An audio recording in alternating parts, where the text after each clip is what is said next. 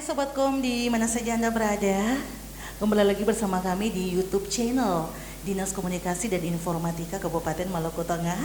Program kami yang sudah ditunggu-tunggu ya, by Leo Bacarita lewat online.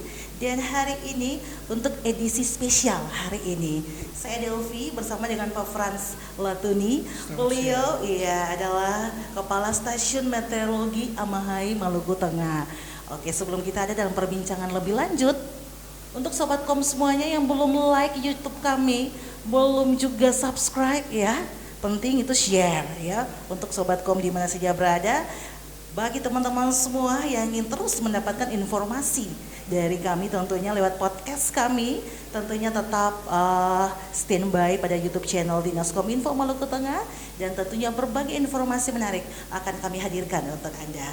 Baik, selamat siang dulu Pak Frans, apa kabarnya? Selamat siang. Iya, seperti yang tadi saya sampaikan bahwa untuk edisi kali ini spesial. Kita kedatangan tamu kita, Kepala Stasiun Meteorologi Amahai Maluku Tengah. Ya, kalau udah dengar tentang meteorologi, tidak jauh dari BMKG dan sebagainya ya.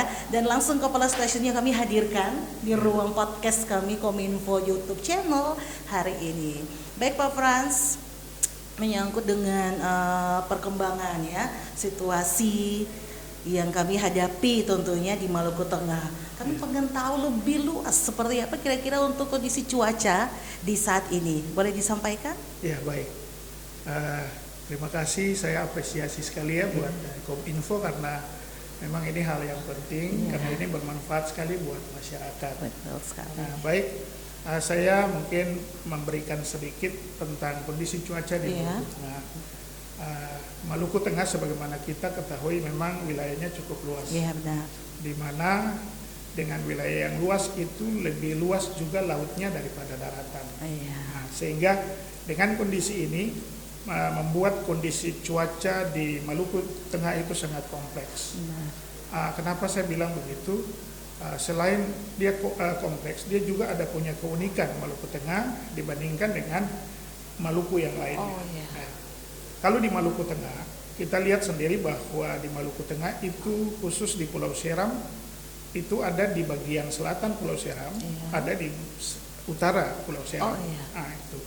Nah, kondisi ini saja sudah berbeda. Nah, dari letak geografis saja sudah berbeda. Di Maluku Tengah bagian selatan saat ini sudah berada pada masa peralihan masuk musim kemarau, sementara di utara dia sudah berada pada proses peralihan untuk saya ulangi, di selatan dia sudah berada peralihan masuk musim hujan, sementara di utara sudah berada pada peralihan musim kemarau. Nah, ini yang dibilang unik seperti ini karena Maluku Tengah sendiri saja ada pola musim yang berbeda.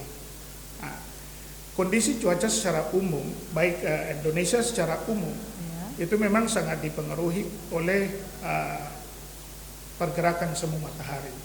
Memang secara dunia mesin cuaca itu adalah matahari. Nah, sehingga kenapa sih sampai cuaca ini dia ada memiliki zona musim, artinya ada musim kemarau, ada musim hujan. Nah, ini sebenarnya kuncinya itu karena pergerakan semu matahari. Contohnya seperti saat ini kita berada pada masa peralihan itu karena matahari dari tadinya dia berada pada posisi selatan, dia sudah bergerak menuju ke Tulistiwa dan sebentar lagi pada masuk musim Juni-Juli dia sudah berada pada utara. Ketika dia berada pada posisi utara atau selatan itu maka otomatis tekanan rendah di bagian daerah tersebut. Akibat tekanan rendah di daerah tersebut, maka terjadi pergerakan massa udara menuju ke titik selatan atau utara. Dan kondisi itu yang membuat ketika pergerakan massa udara dia menuju ke selatan, maka dengan sendirinya itu kondisi massa udara, baik massa udara jenuh yang membuat hujan itu dia akan menuju ke daerah selatan. Nah, sehingga itu akan terjadi musim hujan di daerah tersebut. Di Maluku sendiri juga secara umum dia berbeda dengan beberapa wilayah, misalnya wilayah Indonesia bagian tengah, wilayah Indonesia bagian barat. Barat, iya. Nah, tetapi kalau Maluku bagian Maluku Tenggara di Maluku Barat Daya itu justru dia cenderung kondisi cuacanya tuh mirip dengan Indonesia bagian tengah Bagian dan barat. tengah. Oh, iya. Artinya kalau kita di Masohi atau Maluku Iya. Tengah itu hujan, itu di daerah Tenggara, di daerah Tanimbar Iya, itu betul. dia masuk musim kemarau. Jadi kalau kita Berbanding hujan terbalik ya Pak? terbalik, Oh, iya, iya. gitu. Jadi di Maluku Tengah secara umum kondisi cuacanya dia umumnya seperti itu. Cuman saja karena kita juga memiliki laut Banda yang cukup Iya, luas, benar. sehingga kondisi yang secara normal itu dia bisa diganggu oleh kondisi-kondisi lokal. Oh iya. Iya, jadi kadang-kadang ketika kita masuk pada musim kemarau, tetap ada saja hujan yang terjadi di dalam 1 minggu itu tetap ada hujan.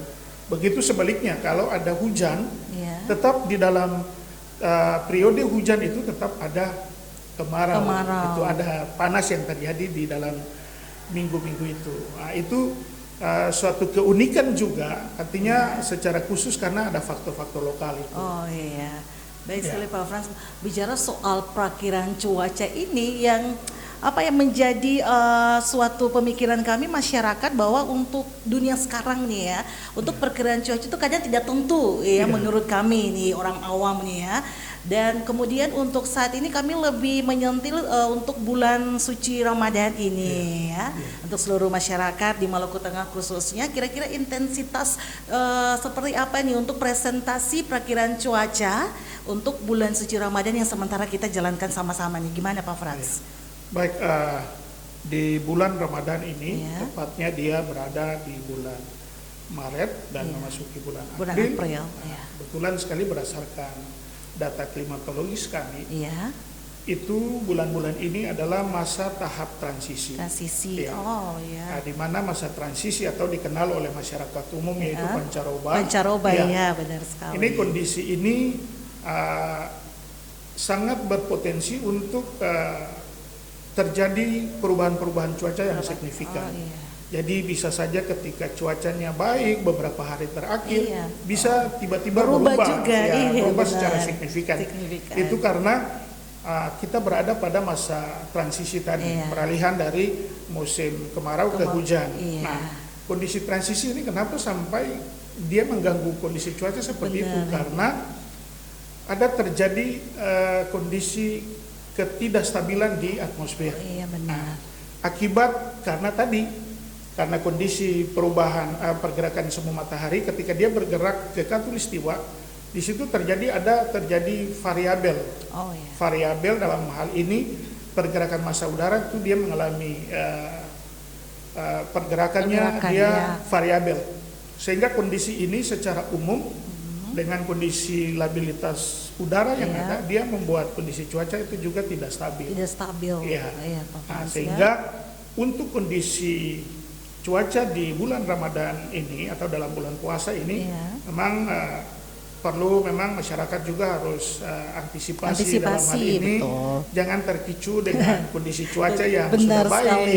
Iya. Nah, ternyata masih ada potensi cuaca-cuaca yang berubah cukup Berubah. Iya signifikan. benar. Ya, justru dia bisa juga menimbulkan angin, petir, bahkan hujan yang intensitasnya ya dari sedang bisa hingga lebat. Benar sekali. Iya. Oke Pak Frans, kemudian kita juga pengen mengetahui nih prediksi soal cuaca menjelang Hari Raya Idul Fitri yang dinanti-nantikan semua orang, biar menjadi satu advice atau peringatan bahwa ketika kita ingin mudik nih ya, Iya. ada beberapa peringatan yang perlu kita ketahui juga soal cuaca nih menjelang Idul Fitri nantinya. Kira-kira seperti apa Pak Frans? Iya.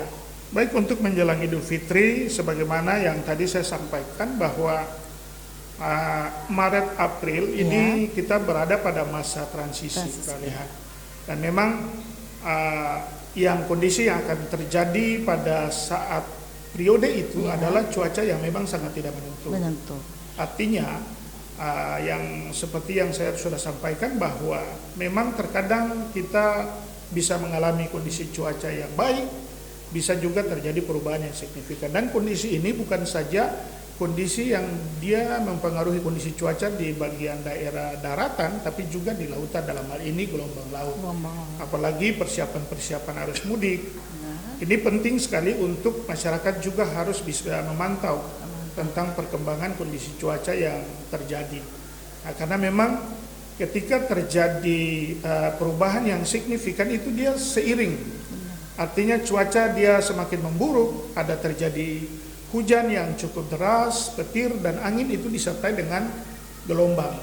Nah, ini memang perlu kami harapkan agar perlu dipantau terus, masyarakat perlu pantau terus tentang kondisi perkembangan cuaca yang terjadi. Iya, kita terus memantau ya untuk masyarakat semuanya, khususnya di Maluku Tengah. Ya, kemudian lagi saya ingin lebih membawa pemahaman kita kepada cuaca yang saat ini sering kita alami, yang seperti yang disampaikan tidak menentu dan sebagainya, Pak Frans. Mungkin dari Badan Meteorologi sendiri, informasi-informasi yang sering disampaikan mungkin lewat media apa atau sosialisasinya seperti apa agar masyarakat semua lebih mengetahui dan mewaspadai ke depan nantinya. Bisa disampaikan, Pak Frans? Baik, untuk bisa bagaimana masyarakat mendapat informasi-informasi dari kami. Sepanjang ini kami sudah melakukan kegiatan diseminasi informasi cuaca yang baik itu dalam skala harian, 3 harian bahkan mingguan. Nah, itu kita update melalui Instagram kami, lewat WA, bahkan juga lewat Facebook. Ya, ada juga kita juga bagi lewat channel YouTube, dan ada grup yang sebenarnya kita buat grup secara khusus untuk kami di stakeholder Maluku Tengah. Itu juga semua perkembangan kondisi cuaca itu sudah kita update di situ. Kami mungkin lewat momen ini kami sangat berharap buat Kominfo bisa mengakomodir juga informasi ini. Kita kerjasama ya Pak ya. Untuk supaya mungkin dia bisa lebih meluas. Benar karena sekali. Kami memang jujur bahwa sepanjang ini apa yang kami upayakan juga masih belum cukup untuk bagaimana masyarakat bisa menikmati Baik itu. sekali, belum terlalu maksimal, tetapi sepertinya untuk kerja nyatanya sudah terlihat, Pak Frans ya. Kita tetap optimis ke depan, ada langkah-langkah yang lebih baik akan terus digalakan. Baik, oke Pak Frans, kemudian saya juga ingin menanyakan kemudian kepada kita semua dan juga para pendengar YouTube channel Dinas Kominfo bahwa BMKG ini merupakan alarm ya menurut saya bagi masyarakat agar tetap waspada ya pastinya. Dan mungkin saya ingin lagi mendengarkan informasi banyak sekali dari Pak Frans terkait dengan apa saja yang harus kita waspadai atau ada tips-tips menarik yang perlu kita ketahui menghadapi cuaca yang tak tentu ini ya. Langkah antisipasinya seperti apa Pak Frans, bisa disampaikan? Baik, untuk menghadapi kondisi-kondisi cuaca yang ekstrim, mungkin yang paling pertama tips bagi masyarakat yang aktivitasnya di laut, yang paling pertama itu mungkin kami harapkan untuk selalu update terus tentang informasi cuaca. Iya, benar sekali. Yang berikut terkait dengan aturan-aturan untuk melaut dan sebagainya tentang safety dan sebagainya, mohon untuk diperhatikan. Dengan informasi secara awal bahwa masyarakat bisa dapat itu, maka saya yakin bahwa masyarakat juga sudah melakukan antisipasi. Sementara bagi masyarakat yang ada di dalam kehidupan keseharian, mungkin kita menganjurkan kepada masyarakat yang saat ini berdomisili di daerah-daerah pesisir pantai, pinggiran pantai, pinggiran di daerah aliran sungai, betul. Dan mungkin ada wilayah-wilayah yang mungkin rawan tergenang air. Lalu selanjutnya juga ada mungkin di sekitar lingkungan masyarakat itu ada pohon-pohon yang rimbun dan lebat dan sebagainya yang rawan sekali untuk tumbang saat angin kencang. Ini perlu juga diwaspadai. Daerah pegunungan juga ya Pak Frans. Bukit artinya yang rawan longsor. Betul. Nah, ini wilayah-wilayah yang saya sebut tadi memang sangat berpotensi akan berefek sangat besar untuk masyarakat ketika ada terjadi cuaca ekstrim, Cuaca misalnya ekstrim. angin kencang, hujan lebat, Betul. karena hal-hal ini selain menimbulkan pohon tumbang, terus ada juga Longsor, nah, terus ada banjir dan sebagainya, terus ada luapan air sungai. Iya, Nah, betul. ini faktor-faktor ini yang sebenarnya menjadi warning untuk kita Benar supaya sekali. Sejak dini mungkin kita harus bisa lebih peka dan mengenal lingkungan kita. Iya, Ya. baik Pak Frans.